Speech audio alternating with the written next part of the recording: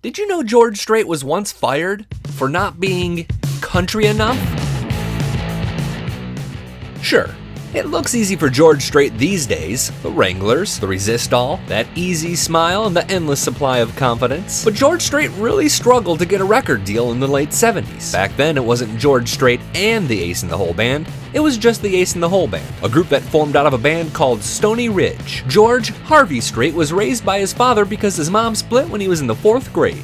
Yep, Doris ditched them all, taking a sister named Pensy with her. The Strait boys didn't keep a relationship with Mom up to the day she died in Lawrenceville, Georgia in 2010. Daddy John was a math teacher and a cattle rancher who more or less sacrificed everything to raise George and his brother Buddy. In high school, George worked the farm in Big Wells, Texas, and was a wannabe rocker. But then he found truth in the Book of Merle, and it was lights out for rock. After graduating from Pearsall High School, George tried college, but dropped out. Music was his dream, but it took a strange route to Nashville. He and Norma were high school sweethearts, so they did what high school sweethearts sometimes do. They disappeared to Mexico and came back married. This is December 1971. That same year, he enlisted in the Army, and 2 years after that, he was stationed in Hawaii. That's where his country career really began, but not immediately. He auditioned and played one set with a guy-girl group called the Country Kings and got fired for not being country enough. Yep, someone once told George Strait he wasn't real country. Quickly, he found a band called Ramblin' Country, however. But when he got out, George decided to put his GI Bill toward an agriculture degree from Southwest Texas State University instead of moving to Music City. That's where he met Stony Ridge. They played Texas and were kind of a big deal, but when they tried their luck in Nashville, they learned this new urban cowboy thing was what was hot. So now George was too country.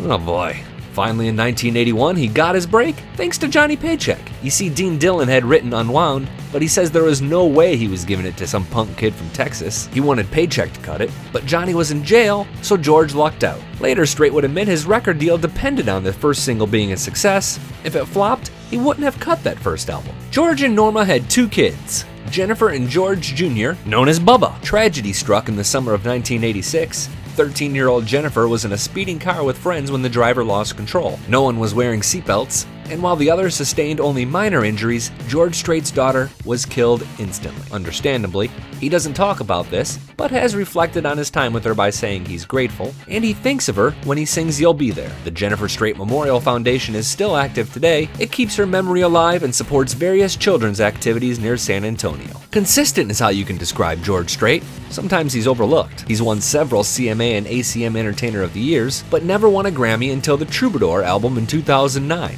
The movie Pure Country was a shot in the arm to his career, but honestly, it's all about the songs and the 60-plus #1 hits. I guess it helped that he was handsome. Okay, women used to swoon over George like he was Elvis. A television reporter once said he could make a cowgirl's jeans twitch at 100 yards, and this woman clearly agrees. Well, he sings pretty songs and he's good looking too, that's what it is. So now you know George Strait. Perhaps we should list his stats, but it's sort of silly. He truly is the king of country music, and just because he's retired from the road doesn't mean he'll quit putting out great albums. Other things to know? His favorite horse is a quarter horse named Joker. He is not a member of the Grand Ole Opry, and his first single wasn't Unwound. Nope, he cut a few songs for D Records in Texas in the mid-70s. Here's one called I Just Can't Go On Dying Like This that he'd recut nearly 4 decades later. I'm just a used to be, it's a lie, I know it's a lie, but I just can't go on dying like this. Can I see you tonight, baby, I'll ask